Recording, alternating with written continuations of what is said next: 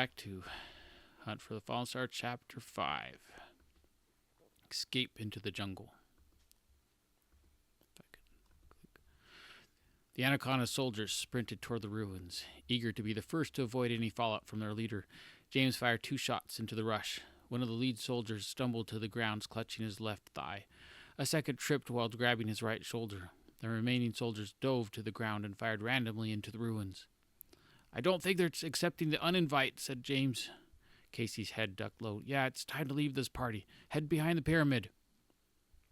James waved the others to follow as he turned and darted among the morning shadows of the trees and weathered stone. Bullets haphazardly spit random bits of dirt and rocks from the ruins they kept as obstacles between them and the soldiers. James glanced back and fired 2 more rounds.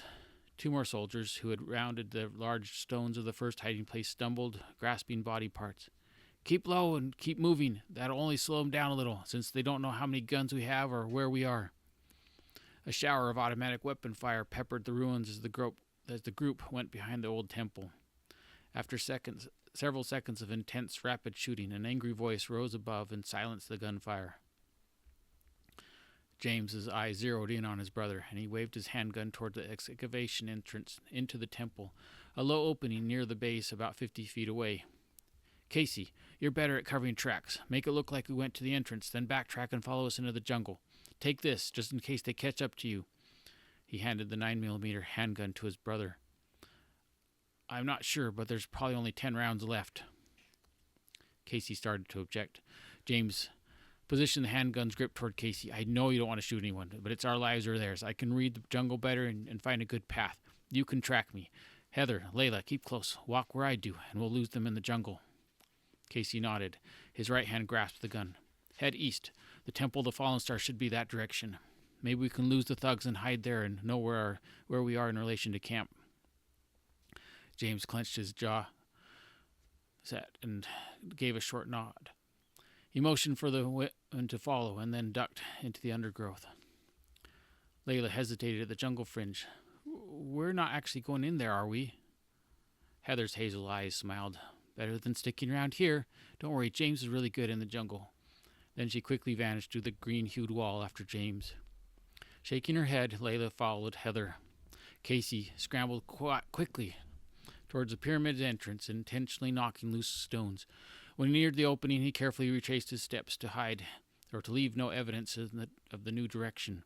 At the edge of the jungle, he obscured the group's passing and disappeared into the underbrush. From the pyramid, voices carried through the thick vegetation.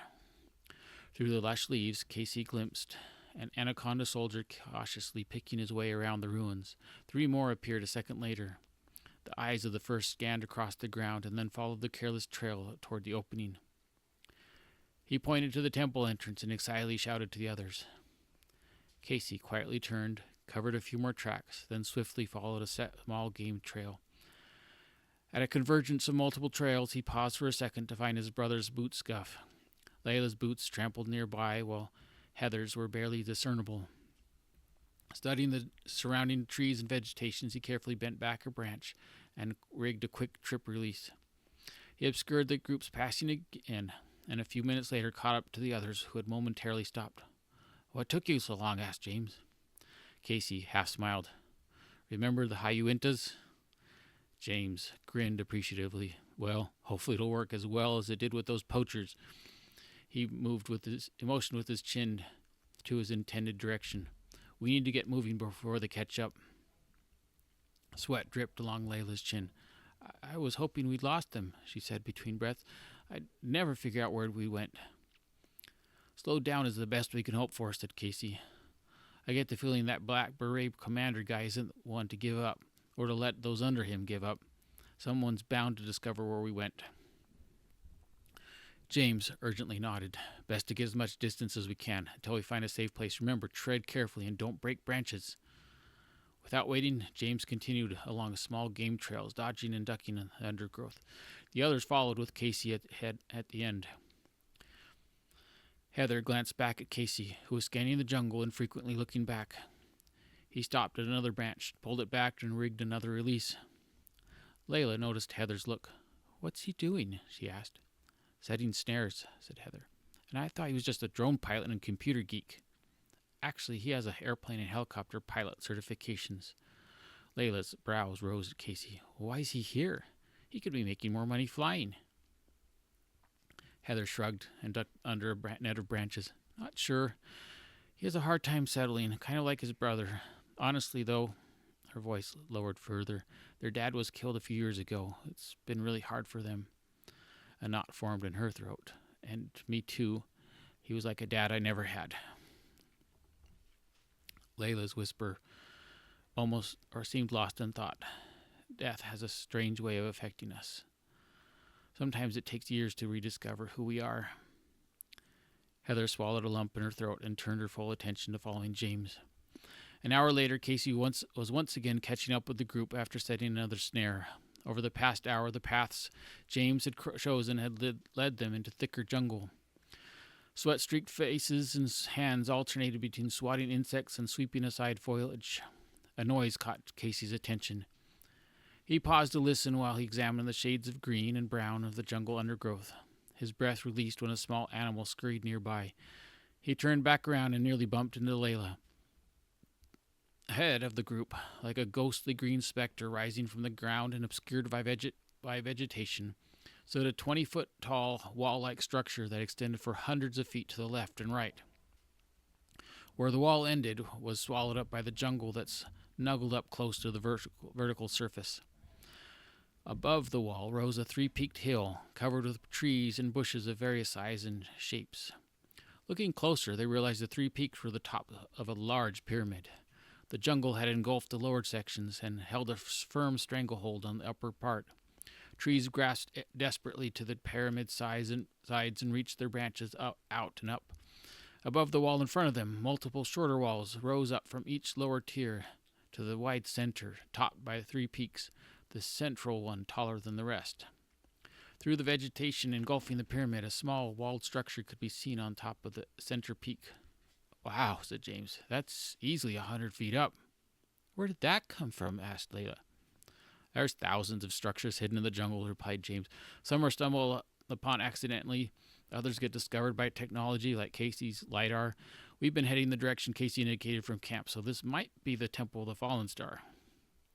Looks like a giant squashed the top layers in, commented Casey. Do we go up or around? Asked Layla. Other than climbing the vines and branches, does anyone see a way up? Asked James. I'm not sure if we want to take the time to see how far these walls go, and we might gain an advantage from higher up. Looks like something over there, said Heather, pointing a short distance to the left, where rubble littered the base of the wall. They dodged the outreaching fingers of the rainforest undergrowth towards the rubble and found ancient stone stairs crumbling their way up to the center peak. Smaller trees, brush, and vines littered the stairway, their roots greedily reaching into cracks. James led the group up. After several long minutes and a few brief pauses, they reached the center summit. 10 feet back from the top edge, the remains of 4 semi-collapsed walls formed the perimeter of a 20-foot square building. In the center of the vegetation-infested structure stood a large rectangular altar of carefully cemented stones. The group sat on the top step for a minute to catch their breath. The morning sun was well above the trees. Its rays pierced through the ruined walls of the building behind them and brightly illuminated the jungle canopy. Looking down the side of the pyramid could easily be mistaken for a green-covered hillside in the tropical forest. Across the entire structure, the roots of all sizes of trees intertwined in a centuries-long battle for optimal holds on the many ledges and large steps. The shorter peaks to the left and right were four-sided, and from the group's perspective were set a little forward of the center peak. Short ridges below the 2 smaller peaks joined with the center somewhere in the obscuring vegetation. Through the trees at the base of the pyramid, the walls appeared to stretch 600 feet, where it turned and continued around the 4 sides of the ancient structure. Casey's gaze shifted from the sky to the pyramid and then to the surrounding jungle. Incredible. Even from the air, it'd be hard to guess this was a pyramid without a LiDAR scan. James's head shook. Probably looks like one of thousands of rolling jungle hills. Heather studied the western view, where the jungle rose and dropped in swells like green ocean waves. Wisps of gray-black clouds were dissipating above the tree line. Is that where we came from? James squinted in the direction she was pointing. Yeah, looks like something might be burning. Heather turned to Casey, who had pulled a GPS from his pack, and asked, "Do you think this is?" "Yes," came Casey's immediate reply. "I think we found the Temple of the Fallen Star. Guess I didn't need to take the drone out this morning." "No," said his brother. "We just needed to get chased out of camp by a bunch of machine gun-wielding goons." James turned and walked to the vine-covered entry of the stone building. He cautiously stepped through and disappeared through the toppled wall. "Shouldn't we keep going?" asked Layla, her breath still short. You got me a little curious about this fallen star thing, but this isn't the time to admire the sights." "You'd rather keep hiking through the jungle?" asked Heather. "Actually," said Casey, "I think this is a good place to stop." James reappeared. "You may be surprised, but I'm ready for a break. Maybe the Anaconda thugs will just ransack the camp and leave and give up trying to chase us down. A lot of locals aren't too fond of wandering aimlessly through the unknown jungle. We can easily survive here a day or two. Longer wouldn't be hard if we can find water if we can find a water source and food. Then we can send someone back to check to see if it's safe to return." Casey's head shook, his mouth thinning. "I doubt those guys will stop. Not because they wouldn't want to, but because they're afraid of that guy in the beret, and they're probably not too far behind us. If we have to face them, I'd rather be rested and ready when they catch up. I didn't see how many actually followed us, but we could have an advantage here." "I was trying to think positively," said James. "That'd be nice," replied, "but if you didn't hear, the beret guy really wants the crystal. Those wannabe soldiers probably aren't going back until they get it." James nodded knowingly. "Yeah, I heard that, and you're right. The question we don't know the answer to is what crystal?" He shifted towards Casey. "The one you gave the professor?" A tired breath escaped Heather. "I'm all for not running anymore if we can stay alive, but we should find someplace more secure to hole up instead of the top of this staircase." James grinned. "Agreed. Let's move back into this ruined building to rest a bit and get some water while we weigh our options." The group moved inside the vegetation-encrusted structure. Inside the remains of the four walls, vines and vegetation fought for the sparse soil on the floor and desperately grasped the walls. In the center, a 4-foot-tall stone altar spanned 6 feet in width and stretched towards the back wall about 12 feet. James and Casey pulled water bladders from their pack and passed them around. After a sip of water, Layla's deep brown eyes assessed Casey. "Do you really think they're tracking us? You did a great job in hiding our trail." Casey swallowed some water, which he held in his mouth. "The short answer is yes. It was a rush job. Even a novice tracker could discover our backtrack in a short time. Our best hope is they messed up the backtrack signs through carelessness. Maybe they'll waste some time inside the Sun Temple before realizing we're not there. After that, they'll spread out along the backside of the ruins to figure out where we went into the jungle." Layla's shoulders slumped while Casey continued. "Once they pick up our trail, it'll be easy to follow. No ultimate tracker skills required. Only someone blindfolded or not paying attention would miss where we went. Hopefully the snares slow them down." Casey chewed briefly on his lower lip. "I've got an uneasy feeling they're coming, and unless we figure out something out to stop them, we'll probably be killed." Layla's braided hair shook with her head. "This doesn't seem like a typical Anaconda raid. Don't they just grab and go? Or at least that's what the newspaper reports imply." "I heard that as well," said James, "but it probably depends on what they want. Some of the reported raids and targets have been different than other gangs and cartels." "But archaeological sites?" asked Heather. "And don't you think it's odd they raided once and then returned almost immediately? It's not like we found much of value. And how would they have even known what we found?" "What about the statuettes of Ra?" asked James. "Those could fetch a nice price on the black market." "Wait," said Casey. "Back up. You're right. How would they know what was even found unless someone told them? The statuettes were only found yesterday, and I showed the professor the crystal last night." "What about a crystal? You said you found one? It must be like a diamond or something really unusual for that guy to threaten lives over it." Casey, James, and Heather exchanged looks. Casey chose his words carefully. "We found a crystal, and it's probably more on the unusual side than valuable. Layla's brows knitted at Casey. Do you have it? Casey sheepishly glanced at James, then back at Layla.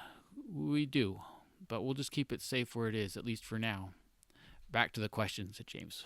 Who would have known? Maybe it was whoever was looking through the tent flaps last night, suggested Casey. The real question is, how would they know what this crystal is? But we don't have time to debate that. Right now, unwanted company's coming. We've got to do something. James stood. Casey's right. Let's see what this place can do for us before they arrive. He wants to stand watch while the others look around. I'll watch, offered Heather. Great. There's a good spot with cover over by the stairs, said James, pointing to some piled stones. It overlooks our trail and the climb up. If you see someone, give your bird call.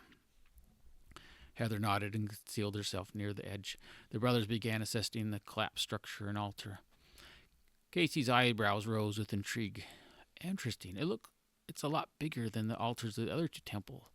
It looks more like a huge box than an altar.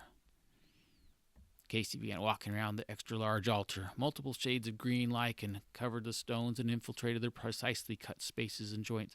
The top slab, with its surface 4 feet off the floor, was a single stone nearly a foot thick. Small plants strangled several stubby protrusions that rose from its surface. When Casey reached the farthest end of the altar, he stopped and leaned in to examine the stonework. James, do you notice anything odd here? No, said James as he and Layla joined Casey. What is it? This end is different. The long sides and the other end are single stones. But there are 2 stone blocks here, and the gaps around the right one are bigger, almost like it's a door. Casey pulled a small trowel from his pack and quickly slid the edge around the left vertical stone. James half grinned. What are you talking about? Questioned Layla. It's just another section of the altar, and we need a plan before the Anaconda get here. Casey pushed in on the stone and felt a slight give. Did I just see that move? Asked James. Casey nodded and continued to push. James enthusiastically joined his brother, pushing against the stone. Guys, we're wasting our time here and probably risking our lives as well, said Layla. Old mortar cracked, and the stone jerked inward. Oh, I wasn't expecting that. The stone grated back about 3 feet and stopped. A musty smell exited the opening, and sunlight revealed a small landing inside the 3-foot-high doorway. On the right side of the landing, narrow stairs sharply descended along the right wall 10 feet, where the U-turned to the left and continued down into a black abyss on the left wall. A bird called out. Over the nearby forest canopy, a rainbow of birds took to the sky and joined in chorus. Casey and James tensed and looked towards the pyramid stairs. Was that? Whispered Layla, just as Heather slid past the collapsed wall of the ancient structure. Heather's voice was hushed and urgent. They're at the base. I counted at least 8, including the Bray. Looks like all of them have automatic or semi-automatic weapons. We need a plan now, and I don't think running is a good option. Casey smiled. I have one. End.